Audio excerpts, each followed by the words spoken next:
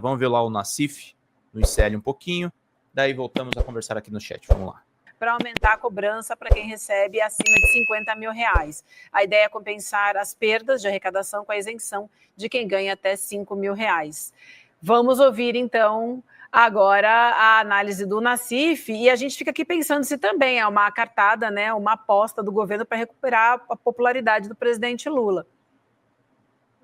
Olha, se você pega os governos, pega o governo Juscelino e pega o governo Roosevelt nos Estados Unidos. Um dos pontos para criar solidariedade nacional em torno de um projeto é você fazer acenos aos de baixo, seja gerando empregos, seja essa questão do imposto de renda.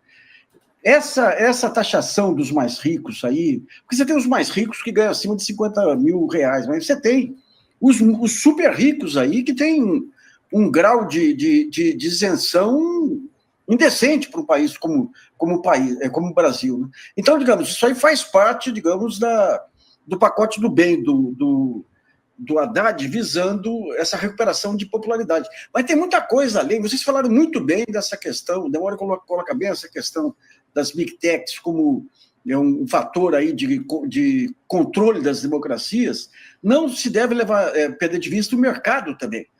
O mercado tem os grandes fundos, que inclusive são acionistas das big techs também, as grandes plataformas, aí que hoje são uma ameaça ao país. Não só ao país, são uma ameaça a todo o setor produtivo.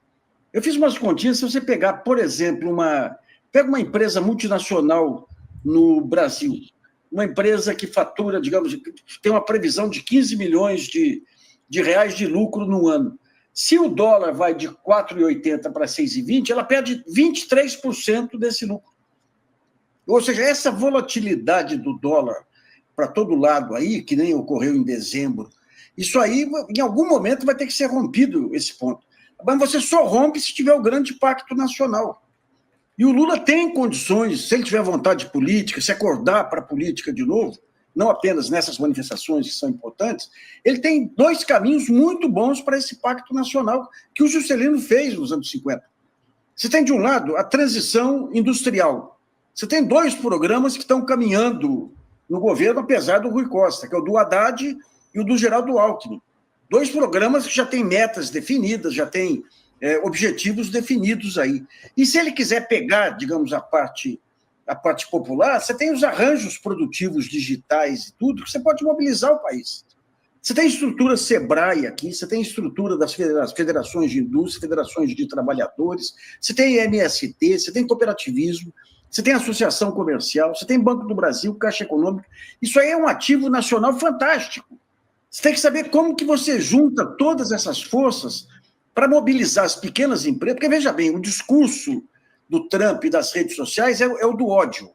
O ódio, digamos, é a seiva vital aí desse discurso. O que tem que ser o contraponto? A solidariedade. O Lula já representa, ele individualmente, como estadista, ele representa essa solidariedade. Em outros momentos, a Bolsa Família e outros representou. Agora tem que avançar, tem que preparar o Lula 3. E o Lula 3 tem que ser a organização das pequenas e microempresas, a organização do trabalho do cooperativismo, a organização da pequena agricultura, o modelo MST estendido aí para outros lugares, e tem todas as condições. O Brasil tem os institutos federais, que é um baita ativo que foi criado aí, que você tem uma máquina aí no Brasil inteiro para desenvolver tecnologias para pequenas empresas, para pequena agricultura, né? Então, digamos, é isso que o Lula vai ter que entrar em conta. Não são só as big techs. São as big techs e os big fundos também, que são as grandes ameaças hoje à democracia.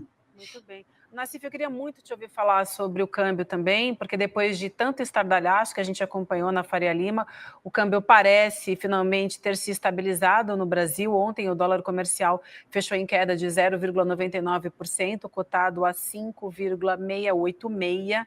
É o menor valor desde 7 de novembro do ano passado. Queria te ouvir sobre esse movimento e quais são os desafios agora.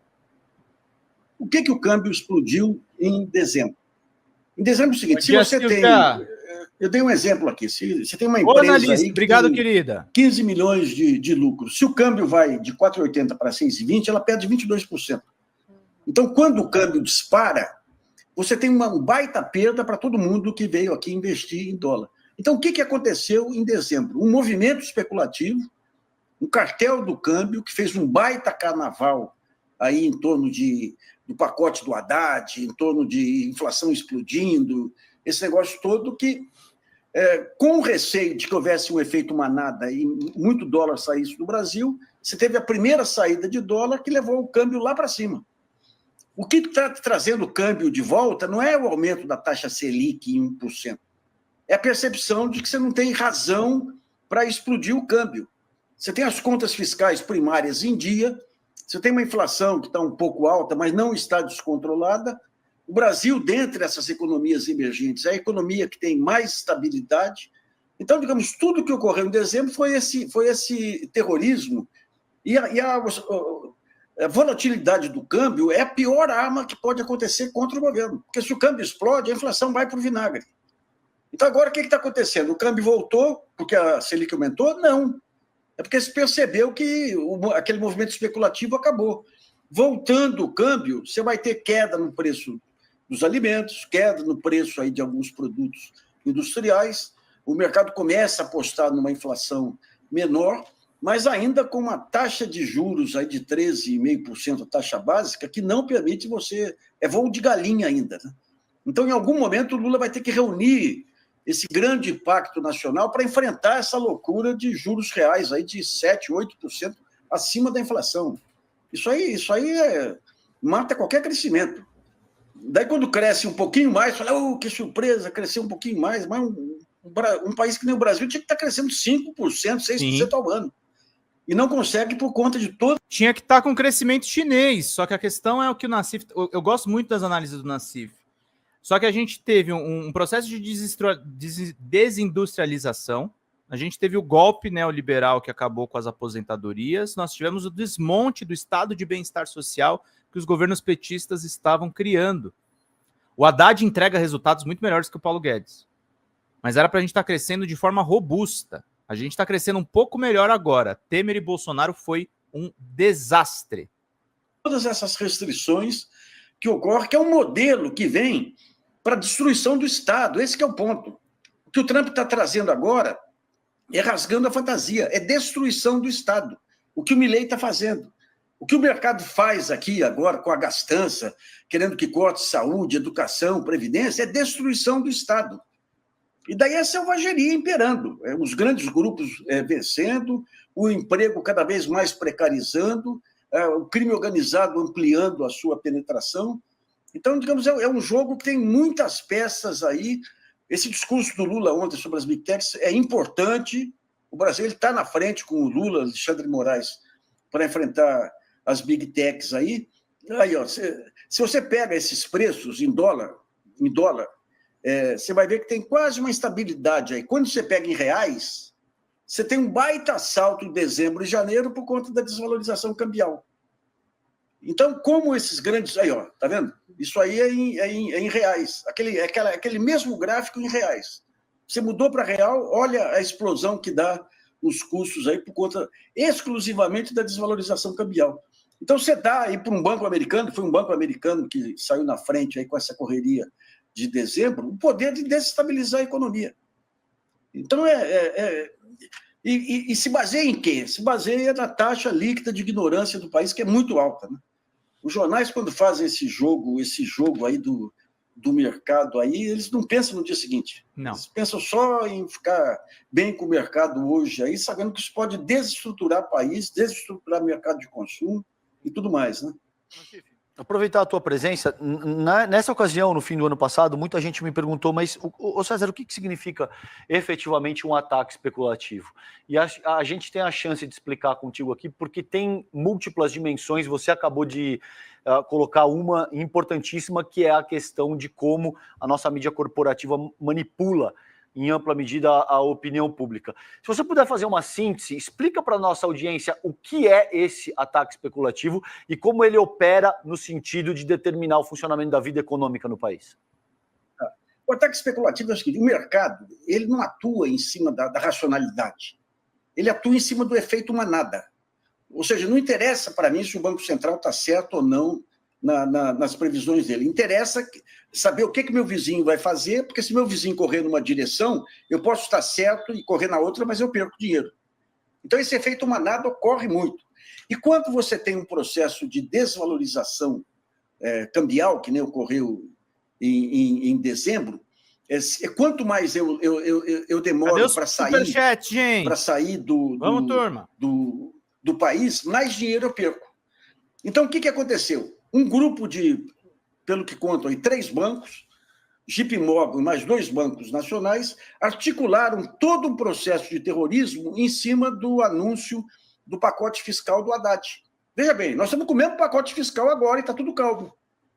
Em dezembro, eles fizeram todo esse angu, então eles têm uma data de corte que é o seguinte: à medida que vai chegando o dia, eu combino o dia da explosão é tal dia, em cima de um fato. Antes, o que era? Discutir reforma da Previdência. Agora, o que é? O pacote do Haddad.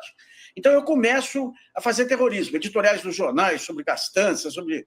Até a Fiesp, o cara fala, o governo tem que parar de gastar dinheiro, sendo que o investimento do governo é fundamental para a indústria. Então, você começa esse terrorismo, à medida que vai chegando perto, o que acontece? Esse pessoal que faz o terrorismo comprou um dinheiro barato, ativos baratos. Quando vai chegando perto, que vai ficando caro, eles começam a vender. E daí eles disparam o apito. O que foi o apito? O JP Morgan está tirando dinheiro do Brasil e colocando no México. Daí todo mundo vai atrás. Quando vai atrás, o câmbio vai para 6,20, ameaça a inflação, ameaça tudo. O Banco Central teve que jogar dinheiro no mercado, dólar no mercado, para segurar, para voltar tudo. Hoje nós estamos na mesma situação fiscal e tudo que estávamos em dezembro. E está tudo calmo agora. Então você vê como que é o jogo especulativo. Agora, esse pessoal ganhou dinheiro aí que não acaba mais. Aí provocou todo esse rebuliço, provocou efeito na inflação, que vai se diluir um pouco agora, mas essa inflação de alimentos, essa inflação de metais e tudo. Mas é um jogo, enquanto tiver livre fluxo de capitais, vai continuar isso. Em algum momento, ou quando a crise ampliar ou tudo, vai ter que ter um pacto entre o Brasil e outros países para acabar com o livre fluxo de capitais. O próprio Trump, ele está falando agora em começar a taxar esses fundos que eles têm lucro, incorporam lucro e não pagam imposto de renda. Ele está querendo taxar isso aí. Mas em breve você vai ter um movimento internacional aí para controle do fluxo de capitais. E foi só quando controlou o fluxo de capitais no acordo de Bretton Woods que permitiu ao mundo ter 4 décadas fantásticas de crescimento. Quando voltou o livre fluxo de capitais, voltou todo esse rolo aí.